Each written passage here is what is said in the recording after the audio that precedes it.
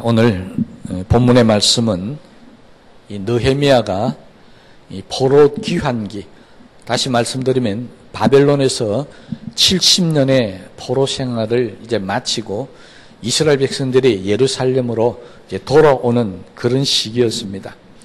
이 느헤미야는 이 바사 왕, 요즘을 알게면 페르시아죠. 아닥사스다 왕의 허락을 받아서 예루살렘으로 돌아와서 성벽을 다시 재건하는 일을 시작을 합니다. 그런데 이 성벽을 재건하는 일을 바라보면서 여기 6장 1절에 나오죠. 세 사람, 산발랏, 또 도비야, 그다음 게셈이라고 하는 이 사람이 이 성벽을 짓는 일을 못하도록 방해하기 위해서 느헤미야를 한 촌으로 유인해서 죽이려고 하는 계략을 꾸몄다는 것입니다. 그리고 그 계략을 이루기 위해서 4번이나 편지를 보냈는데 이 느헤미야가 그들의 속셈을 알아차리고 가지를 않습니다. 그래서 이제 5번째 편지를 보내는데 이 5번째 편지는 봉하지 않은 편지라고 그랬습니다.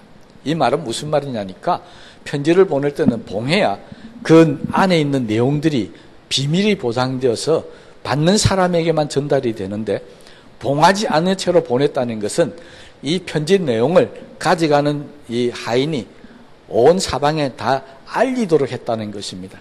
그런데 그 편지 내용 속에 어떤 내용이 있느냐 하니까 바로 이 느헤미야가 유다에서 왕이 되려고 한다라고 하는 그런 모함을 적은 글을 보냈다라고 하는 것입니다. 이것이 봉하지 않은 것이니까 오는 도중에 사람들에게 다 소문이 날 거잖아요. 그러니까 유다로부터 시작해서 근교에 있는 모든 사람들이 느헤미야가 왕이 되려고 저렇게 성벽을 쌓는다. 그래서 이 바사, 페르시아와 대적을 하려고 한다라고 하는 그런 소문을 나게 만들었다는 것입니다. 이 5번째 편지 내용을 보고 느헤미야는 더 이상 계속 있다가는 이제 큰일 나겠구나. 잘못하면 바사 왕으로부터 큰 고난을 겪게 되겠구나 하고 생각을 하게 됩니다. 그러면서 이 느헤미야가 한 행동이 바로 하나님 앞에 엎드려서 기도를 하는데 오늘 설교 제목이죠. 뭡니까? 내 손을 힘있게 하옵소서. 그렇게 기도를 했다는 것입니다. 느헤미야는 자기에게 가장 위기 순간, 잘못하면은 정말 자기가 계획하고 있는 이 예루살렘 성벽을 쌓는 일뿐만이 아니라 자기 목숨까지도 위태롭다고 느낀 그 순간에 그가 했던 일은 다른 사람들에게 원병을 찬다든지 또는 바사 왕에게 가서 나는 이런 것이 모함입니다. 절대 이런 일이 없습니다. 변명을 하지 않았다는 것입니다. 해명도 안 했다는 겁니다. 그는 하나님 앞에 엎드려서 내 손을 힘있게 하옵소서.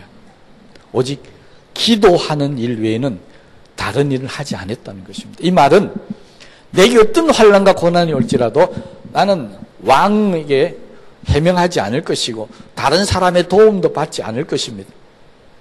그러니 하나님께서 나를 붙들어 주셔야 되겠습니다. 그런 간절함이 있는 기도가 바로 이 기도였습니다.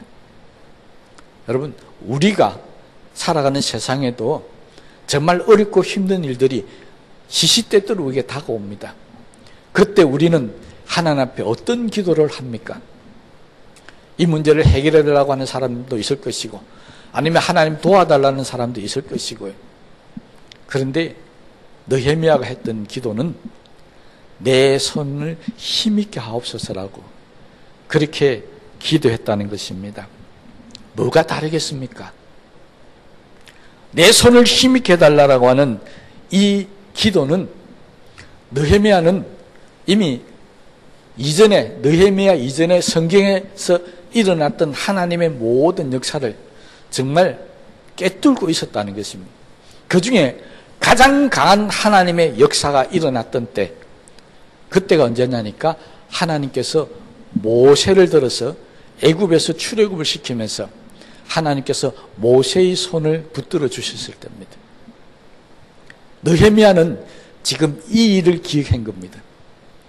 그래서 하나님, 모세처럼 내 손을 힘있게 해주셔야만이 내가 이 위기를 이겨나갈 수 있다고 그렇게 생각을 해서 기도한다는 것입니다. 여러분, 느헤미야는 하나님께서 모세의 손을 붙들어 주실 때 어떤 일이 일어나는 것을 믿었습니다. 자기는 지금 경험해 보지 못했지만은 전에 내려왔던 모세의 일화를 통해서 나도 모세처럼 손에 힘이 있어야 되겠다고 그렇게 기도하면서 그걸 경험하기를 원했다는 것입니다. 모세나 느헤미야뿐만이 아니고요. 지금까지 오늘날 기독교 역사를 쭉 돌아보면서 하나님께서 내 손을 붙들어 주셨을 때 나에게 어떤 일이 일어났는가를 경험해 본 사람들은 늘 이 기도를 합니다. 저도 힘들 때는 손을 도 하나 앞에 기도합니다. 하나님, 이 손을 붙들어 주옵소서.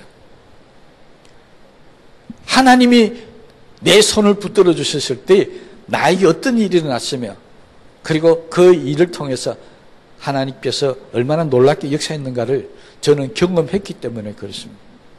저뿐만이 아니라 이 일을 경험했던 모든 사람들이 두 손을 들고 하나 앞에 기도할 때 같은 마음일 겁니다. 왜 우리가 손을 들고 기도합니까? 이유가 모릅니까? 이유는 딱 하나입니다. 하나님께서 내 손을 붙들어 달라고 하는 것입니다. 여러분, 이렇게 기도하는 사람들의 손을 하나님은 항상 붙들어 주셨습니다. 모세도 붙들어 주셨고 오늘 이 느헤미야도 붙들어 주셨습니다. 아니, 오늘날까지 저와 여러분들도 하나님이 우리의 손을 붙들어 주십니다. 이사야 선지자를 통해서 분명히 우리에게 약속하셨습니다. 이사야서 41장 10절의 말씀이죠. 너무나도 유명한 말씀이에요. 잘 아시는 말씀입니다. 두려워하지 말라, 내가 너와 함께함이라. 놀라지 말라, 나는 내 하나님이 됨이라. 내가 너를 굳세게 하리라. 참으로 너를 도와주리라. 참으로 나의 의로운 오른손으로 너를 붙들리라. 하나님의 약속의 말씀입니다.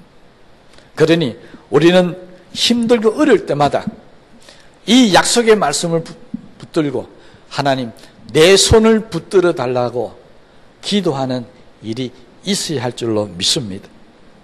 그러면 우리에게 어떤 일이 생기더라도 우리는 내 손으로 해결하는 것이 아니라 내 손을 붙드신 하나님의 능력으로 그 일을 해결하게 될 줄로 믿습니다. 느헤미야는 이것을 믿었기 때문에 하나님 앞에 그렇게 기도합니다. 느헤미야가 이 기도를 할 수밖에 없었던 이유를 9절에 보면 나옵니다. 9절에 보니까 그들이 자꾸 우리를 두렵게 한다는 것입니다. 몇 번이나요? 지금 5번째. 한두 번도 아니고 계속해서 편지를 보내면서 느헤미야를 두렵게 하고 그 성벽을 쌓는 유다 사람들을 두렵게 한다는 것입니다. 그래서 느헤미야는 이 두려움을 이기기 위해서는 하나님의 손이 필요하다는 것입니다. 하나님 뭘 하셨다고? 두려워하지 말라. 나는 내 하나님이라. 나의 어려운 손이 너를 붙들리라. 그렇게 했잖아요. 두려울 때는 어떻게 하라고요? 하나님의 손이 나에게 나타나야 한다는 것입니다. 그래서 느헤미야도 지금 그 두려움을 이기기 위해서 하나님 앞에 기도를 합니다. 자, 그러면 왜 이 산발락과 그 친구들이 이 느헤미야를 자꾸 두렵게 합니까? 이유는요, 사실은 자기들이 저 성벽이 완성되고 나면은 자기들에게 얼마나 힘들고 어려운 일이 생길 것인가 미리 알고 그들이 더 두려웠기 때문입니다. 사람은요, 이상한 본성이 있습니다. 내가 두려우면 그 두려운 사람을 괴롭게 합니다. 힘들게 합니다. 그런데 내가 어떤 사람을 보니까 두렵지가 않습니다. 만만합니다.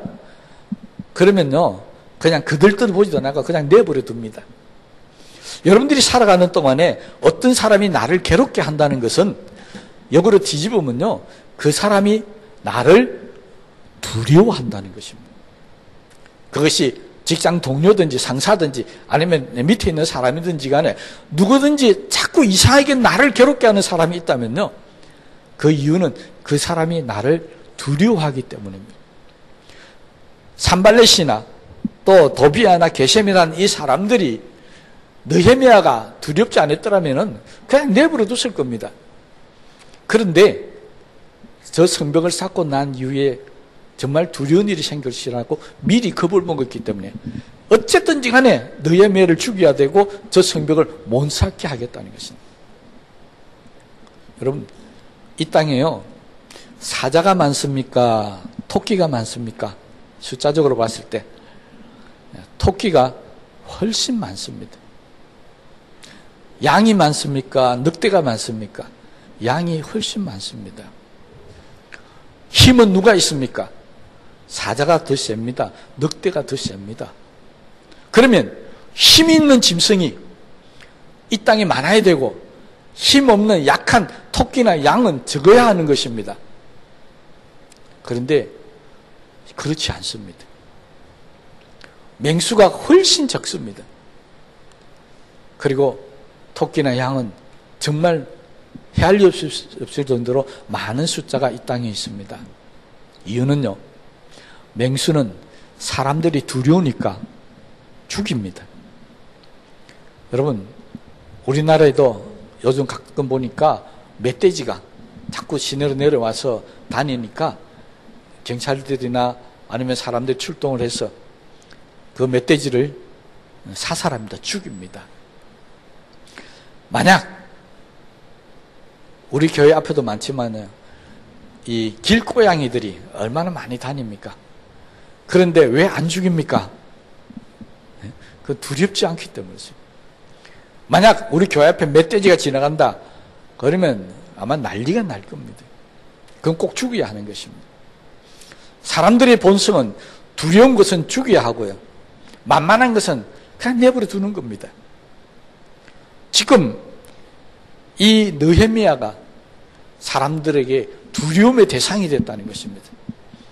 왜? 하나님의 사람이고 하나님의 일을 하니까요. 여기에서 우리가 한 가지 알 것은요, 하나님의 사람들을 세상 사람들은 항상 두려워한다는 것입니다. 그래서 세상은 예수 믿는 사람들을 그냥 내버려 두지 않습니다. 어쩌든지 예수 못 믿게 합니다. 왜 그랬습니까?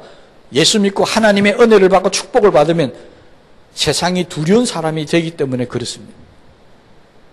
그래서 예수를 잘 믿을수록, 신앙생활을 열심히 할수록 사람들은 예수 믿는 사람들에게 두려움을 느끼게 된다는 것입니다. 그런데 우리가 예수 믿는 게 시원찮고요, 대충 믿고 하면은 세상이 우리를 그냥 내버려 둡니다. 겁도 안 난다는 겁니다. 요즘 세상은 어떨까요? 여러분들을 괴롭힙니까? 그냥 내버려 두고 있습니까? 만약 여러분들이 계속해서 주변에 있는 사람들로 괴로움을 받고 있다면 여러분은 지금 하나님이나 세상 사람들 앞에서 신앙생활 잘하게 있다고 인정받고 있는 증거입니다. 그런데요, 사람들이 그냥 내버려 둡니다. 괴롭히지도 않습니다. 내가 해달라는 대로 다 합니다. 그건 내가 세상 사람들로부터, 하나님으로부터 인정을 못 받고 있다는 것입니다. 그것은 성경에 보면 잘 나옵니다. 요셉이 총리 시절 때 야곱과 그의 가족들이 애굽으로 다 내려갔습니다. 거기에서 굉장히 풍요롭게 잘 살았죠. 그런데 성경에 보니까 시절이 지나가면서 요셉을 알지 못했던 애굽 왕들이 나타났었습니다. 그리고 어느 순간에 지나가서 히브리 사람들을 애굽의 바로가 종으로 삼아버렸습니다. 노예로 만들어버렸다는 것입니다. 그리고 노역을 하게 만들고 그들 하여금 구박을 하고 핍박을 하기 시작했습니다. 이유가 뭐냐니까 히브리 민족이 계속해서 번성하고 숫자가 늘어가니까 바로가 두려워서 그랬다는 것입니다. 그래서 나중에는 하다 안 되니까 바로가 명령을 내립니다. 무슨 명령을 내리냐니까 히브리 족속들이 낳은 남자아이는 모두 다 죽여버리라. 그래서 모세도 살기 위해서 나일강에 버림을 받습니다. 남자아이들은 다 죽여버려야 히브리 민족이 번성하지 않기 때문에, 그래서 산파들에게 다 죽이라고 그럽니다. 왜요? 두려웠기 때문에. 그런데도 계속 히브리 사람들은 줄어드는 것이 아니라 더 늘어났었습니다. 그래서 애국 사람들이 저 히브리 민족은 구박할수록, 괴롭히기 힘들수록 더 살아나는 민족이라는 것을 그들은 알게 되었다는 것입니다. 신약에 와서도 역시 마찬가지입니다. 초대교회가 번성할 때 사도행전에 이렇게 기록하고 있습니다. 사람마다 다 두려워하는데, 뭘 보고요? 초대교회 교인들을 보면서, 초대교회가 날마다 부흥하고 성장하는 모습을 보면서 사람들이 두려워했다는 것입니다. 이 두려움을 우리는 공포라고 하지 않고 경외라고 합니다. 경외, 하나님을 두려워한다는 마음입니다. 공포는 하나님이 아닌 두려운 대상에 대해서 나타나는 말이지만, 하나님을 향해서, 교회를 향해서 두렵다라고 할 때는 경외라고 합니다. 거룩한 두려움을 나타내는 말입니다. 초대교회는 하나님의 역사가 나타나니까 사람들이 교회를 두려워하기 시작했다는 것입니다. 그런데 요즘은 사람들이 교회를 두려워하지를 않습니다. 왜 그럴까요? 교회가 이제는 만만하다는 겁니다. 그냥 내버려둬도 별 볼 일 없다는 것입니다. 그래서 세상이 교회를 두려워하지 않습니다. 왜 그러면 세상이 교회를 두려워하지 않을까요? 교회 안에 있는 성도들이 이 경외, 하나님을 두려워하는 마음을 잃어버렸다는 것입니다. 요즘 교회들은 죄를 짓고도 하나님을 두려워하지 않습니다. 말씀대로 살지 않으면서도 하나님을 두려워하지 않습니다. 초대교회 교인들은 아니었습니다. 조그마한 허물이나 잘못이 있어도 그들은 하나님이 두려웠기 때문에 하나님 교회에 나와서 기도하고 회개했었습니다. 그런 모습을 바라보면서 사람들은 두려워했다는 것입니다. 그런데 지금은 교인들이 하나님을 두려워하지 않습니다. 왜 하나님을 두려워하지 않습니까? 마음속에 하나님에 대한 믿음이 점점 사라져가고 있습니다. 다시 말하면 믿음이 약해지면 하나님이 두렵지 않습니다. 그런데 믿음이 강해지면 제일 두려운 것이 하나님입니다. 여러분들은 지금 믿음이 강합니까? 약합니까? 그 증거는 여러분들이 지금 하나님을 얼마나 두려워하고 있는지, 내가 하나님 말씀을 지키지 않을 때, 내가 하나님 말씀대로 살지 않을 때 내가 얼마나 겁이 나고 두려운지를 살펴보면 알 수 있습니다. 그런데 내 마음대로 살고 있으면서도 하나님이 두렵지를 않습니다.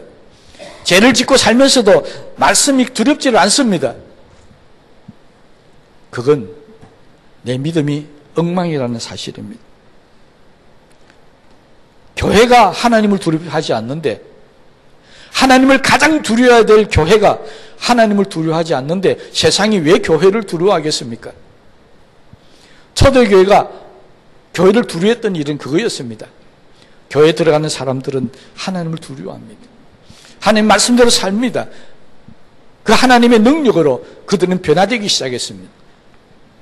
그래서 그들이 두려워하기 시작했습니다. 저는 빨리 우리 오늘날 현대교회가 초대교회처럼 세상이 다시 교회를 두려워하게 되는 그런 시절이 왔으면 참 좋겠습니다. 이를 위해서 우리도 기도해야 합니다. 내가 하나님을 두려워할 수 있도록, 정말 하루하루의 삶이 하나님을 두려워하면서 살아갈 수 있도록 그렇게 기도하게 되시기를 바랍니다. 그러면 사람들이 두려워합니다. 이 산발렛과 도비아 같은 사람이 왜 지금 느헤미야를 두려워합니까? 느헤미야는 하나님을 경외하는 사람이기 때문에. 느헤미야는 어려움이 올 때마다 하나님 앞에 엎드려서 내 손을 힘있게 해달라고 기도했던 사람이기 때문에, 그들은 세상의 권력을 갖고 있고 힘을 갖고 있고 군대를 갖고 있었지만은 이 아무 힘도 없는 느헤미야를 두려워할 수밖에 없었다라고 하는 것입니다. 그래서 넘어뜨릴 수 있는 방법은 그냥 음미하고 모략으로 넘어뜨릴 수밖에 없었습니다. 그래서 5번째 편지를 보내면서 네가 왕이 되려고 자꾸 이렇게 하지 않느냐, 이제 이 소문을 듣고 페르시아 왕이 와서 너를 칠 것이다, 그렇게 공갈하고 협박했다는 것입니다. 여러분, 예수 믿는 사람들의 강함은 무기나 권력이나 세상의 부귀영화를 가진 것이 있지 않습니다. 세상 사람들이 볼 때 예수 믿는 사람들이 가장 무서울 때가 언제냐면 하나님 앞에 두 손 들고 엎드려서 기도할 때가 세상 사람들이 가장 무서울 때입니다. 세상 사람들이 겁나는 것은 우리가 아닙니다. 우리가 아무리 많은 세상의 권력을 갖고 있고 세상에 많은 부귀영화를 지고 있더라도 세상 사람은 겁 안 냅니다. 그런데 세상이 딱 겁나는 한 가지 순간이 있는데, 그것이 믿음의 사람들이 손을 들고 하나님 앞에 기도할 때라는 것입니다. 다시 말하면요, 우리 예수 믿는 사람들이 가장 강해질 때는 바로 기도할 때입니다. 이 기도할 때를 놓치고 있다면 여러분들은 세상 사람들로부터 조롱받고 핍박받고 협박받는 사람밖에 될 수 없습니다. 그러나 하나님 앞에 와서 두 손 들고 기도하면요, 어떤 누구도 우리를 괴롭히지도 못하고요, 어떤 누구도 우리를 무시하지 못합니다. 아니, 우리를 가장 두려워하게 될 줄로 믿습니다. 그 증거가 모세에게 있습니다. 모세가 출애굽을 하고 난 이후에 이스라엘 백성들을 이끌고 광야로 들어갑니다. 그런데 그 광야에서 아말렉을 만나게 됩니다. 광야에서 첫 번째 전쟁입니다. 뭐든지 첫 번째를 잘해야 두 번째도 잘하잖아요. 만약 이 이스라엘 백성들 이끌고 나오는데 첫 번째 전쟁부터 져버리면 이스라엘 백성들 사기가 완전히 꺾여버릴 겁니다. 이 전쟁은 모세와 이스라엘 백성들에게 굉장히 중요했었습니다. 그런데 당시에 이스라엘 백성들은 뭐 했던 사람들입니까? 출애굽을 하기 전에 애굽에서 종살이 하던 노예였습니다. 벽도 굽고 노역을 하던 사람들이니까 그들은 칼을 쥐어본 일도 없고 창을 쥐어본 일도 없습니다. 전쟁을 해본 일이 없습니다. 그런데 이 오합지졸이 아말렉을 만나서 전쟁을 치르니까 누가 이기겠습니까? 당연히 아말렉이 이기게 되어 있습니다. 그런데 모세가 산에 올라갑니다. 거기에서 두 손을 들고 하나님 앞에 기도하기 시작했습니다. 이 오합지졸들이 나가서 싸우는데 보니까 이기는 거예요. 얼마나 사람들이 놀랐겠습니까? 질 줄 알았는데 아말렉과 싸워 이기는 겁니다. 군인들과 싸워서 이기는 겁니다. 이 노예들이. 그런데 좀 지나니까 이제 힘이 딸렸는지 지기 시작합니다. 근데 또 보니까 또 이기고 해요. 아니, 어떤 때 이기고 어떤 때 질까? 사람들이 쳐다보니까 어떨 때 이겼다고요? 모세의 손이 올라갈 때는 이기는데 모세의 손이 내려올 때는 지더라는 겁니다. 그래서 옆에 있던 아론과 훌이 모세의 손이 내려오지 않도록 옆에서 그 두 손을 붙들어 줍니다. 그리고 아말렉 전쟁은 이겼습니다. 승리했었습니다. 세상 사람들이 겁을 냈던 게 바로 이겁니다. 모세의 손이 올라가서 기도할 때 세상 사람들은 겁을 냈듯이 우리의 손이 올라가서 기도할 때도 똑같습니다. 그런데 오늘날 교인들은 세상에서 환난이 오고 고난이 오고 핍박이 오면 자기 손의 힘으로, 자기 능력으로, 아니면 다른 사람들의 도움으로 해결하려고 쫓아다닙니다. 그러니 세상이 겁이 나지 않습니다. 하나님 앞에 엎드려서 기도해야 겁을 낼 텐데 세상으로 쫓아다니니까 겁이 나지 않는다는 겁니다. 여러분, 모세는 그 오합지졸을 이끌고 정예 군인과 싸워서 승리했던 비결, 바로 하나님 앞에 손을 들어서 그렇습니다. 그리고 그는 여호와 니시 하나님이 나를 도우셨다고 합니다. 여호와 니시, 승리의 하나님 또는 여호와의 깃발이라는 뜻입니다. 여러분 잘 보십시다. 손은 누가 들었습니까? 모세가 들었습니다. 그렇다면 모세 니시가 해야 맞지 않습니까? 모세가 손을 들으니까 승리했다. 모세 니시가 돼야 되는데 성경은 모세의 손이 아니라 하나님의 손이었다는 겁니다. 그래서 모세 니시가 아니고 여호와 니시였습니다. 여러분, 우리가 하나님 앞에 손을 들 때 이 손이 내 손이 아니라 여호와 니시가 되는 것을 믿으시기 바랍니다. 여호와의 손이 된다는 것입니다. 그래서 우리는 하나님 앞에 손을 들고 기도해야 합니다. 하나님이 주시는 손, 성경은 여러 가지로 힘과 능력과 권위를 나타내고 있습니다. 어떨 때 하나님의 사람들이 손을 펴고 기도합니까?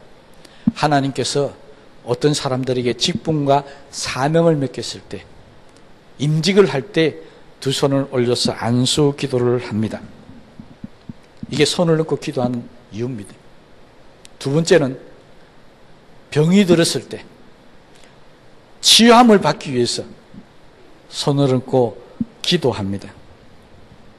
세 번째는 범죄자를 돌로 쳐 죽일 때 손을 들고 돌을 들어서 치는 겁니다. 이 율법에 있는 이야기입니다. 네 번째는 짐승을 잡아서 제물로 바칠 때, 그 짐승에게 속죄제를 드릴 때 짐승에게 우리의 모든 죄를 옮기기 위해서 손을 얹고 기도하는 것입니다. 마지막 다섯 번째는 신약에 넘어오면 손을 들어 기도하는 것은 축복할 때 손을 들고 기도합니다. 그래서 오늘날 목회자들이 예배를 마칠 때 마지막 기도를 뭐라고요? 축복하는 기도. 그 기도는 반드시 손을 들고 기도합니다. 축복을 내릴 때 손을 들고 기도한다는 것입니다. 이것이 하나님 앞에 나타나는 손의 능력이고 근입니다. 그런데 이때 손을 잘 보시면요, 손 모양을 잘 보십시오. 목회자들이 손을 듣고 축도할 때 이렇게 기도하는 목사 봤습니까? 이렇게 하는 사람 봤습니까? 네, 다 손을 펴고 기도합니다. 여러분, 왜 손을 펴고 할까요? 안수할 때 이렇게 안수합니까? 아니요. 병을 고칠 때 이렇게 합니까? 아닙니다. 하나님의 능력의 손은 항상 편손이지 주먹진 손이 아니라는 것입니다. 여러분, 주먹진 손이 힘이 있습니까? 편손이 힘이 있습니까? 주먹진 손이 훨씬 힘이 있습니다. 손바닥으로 때리는 것보다요, 좀 죄송한데요, 주먹을 한번 쥐어박는 것이 훨씬 힘이 있습니다. 그런데 왜 주먹진 손으로 하지 않고 편손으로 하느냐는 것입니다. 편손은 무엇이든지 질 수 있는 손입니다. 편손은 남에게 편안함을 줍니다. 내가 주먹을 쥐면 사람이 겁을 냅니다. 그렇잖아요. 그런데 손을 펴면 편안함을 느낍니다. 그래서 서양 사람들은 악수를 합니다. 펴고요. 편안하다는 것입니다. 당신이 친구라는 뜻입니다. 또 손을 펴는 것은 다른 사람을 감싸 안는 것입니다. 위로하고 편안을 주는 것입니다. 반대로 주먹진 손은 남을 공격할 때 씁니다. 뭔가 움켜쥐려고 놓지 않으려고 할 때 우리는 주먹을 진다는 것입니다. 남에게서 빼앗을 때 주먹을 쥡니다. 싸울 때 주먹을 쥡니다. 이것이 편손과 주먹진 손의 차이입니다. 그렇다면 우리는 하나님 앞에 주먹을 쥔다는 것은 하나님과 싸우겠다는 것이죠. 그래서 하나님을 향해서는 손을 펴야 합니다. 하나님을 향해서 주먹을 쥔다는 것은 하나님이 주시는 것을 내가 안 받겠다는 뜻입니다. 그러니 우리는 하나님 앞에 펴야 합니다. 그래서 두 손 들고 기도할 때는 하나님, 내 손에는 아무것도 없습니다. 하나님 앞에 보여주십시오. 하나님 주시는 건 내가 지금이라도 당장 붙들 수 있습니다. 하나님 앞에 보여주십시오. 하나님, 나는 정말 하나님을 끌어안기를 원합니다. 사랑합니다. 보여주십시오. 그래야 하나님의 은혜가 우리 가운데 임한다는 것입니다. 그런데 가끔 보면 두 손 불끈 쥐고 막 고함을 지르면서 기도하는 사람을 보게 됩니다. 그건요, 하나님의 도움을 바라는 게 아니고 하나님 앞에 악을 쓰는 겁니다. 두 손 들고요. 쫙 하고요. 그러지 마십시오. 편안함으로 그냥 하나님의 도움만 바라보고 그렇게 손을 펴십시오. 그래서 편손과 주먹진 손은 심리적으로 다릅니다. 주먹진 손은 싸우려고 하는 심리가 있습니다. 주먹진 씨는 뭔가 남의 것을 빼앗으려고 하는 심리가 있습니다. 근데 편손은 남을 도와주려고 하는 손이고 남을 편안케 하려는 것, 그런 심리가 있는 사람이 손을 펴는 것입니다. 그러니 여러분들은 주먹진 사람과 만나지 마십시오. 항상 손을 편 사람과 만나면 편안한 삶을 살 수 있다는 것입니다. 하나님께서도 마찬가지입니다. 손을 펴고 기도해야만이 뭔가 손이 들려줄 거 아니겠습니까? 하나님 앞에 뭔가 온유함을 가지고 기도해 하나님께서 주시지 않겠습니까? 주먹 쥐고 대적하려고 하는 사람에게 하나님 뭘 주시겠습니까? 그러니 이제 하나님 앞에 기도할 때 모세처럼 두 손을 활짝 펴고 기도하시기 바랍니다. 그러면 세상에 어떤 대적을 만나도 우리는 이길 수 있습니다. 오늘 이 느헤미야처럼 어떤 사람이 괴롭히더라도 하나님께서 우리 손에 힘을 주시면 우리는 그 괴롭히는 모든 사람들을 다 이겨나갈 수 있게 될 줄로 믿습니다. 그러므로 오늘 이 시간부터 우리가 꼭 기도해야 할 기도 제목 하나, 하나님 내 손을 힘있게 하옵소서, 그렇게 기도하게 되시기를 바랍니다. 그러면 여러분 그 기도를 통해서 우리를 괴롭혔던 모든 사람들이 오히려 두려워하는 사람들이 될 것이고, 우리가 그 기도하는 그 모습을 바라보면서 그들 스스로가 우리를 괴롭히고 공격했던 모든 것들을 포기하고 돌아가는 역사가 있게 될 줄로 믿습니다. 우리가 가장 강할 때 언제라고요? 하나님 앞에 두 손 들고 기도할 때라는 사실을 꼭 깨닫게 되게 되시기를 바랍니다. 우리 시간 말씀을 생각하시면서 기도하십시다.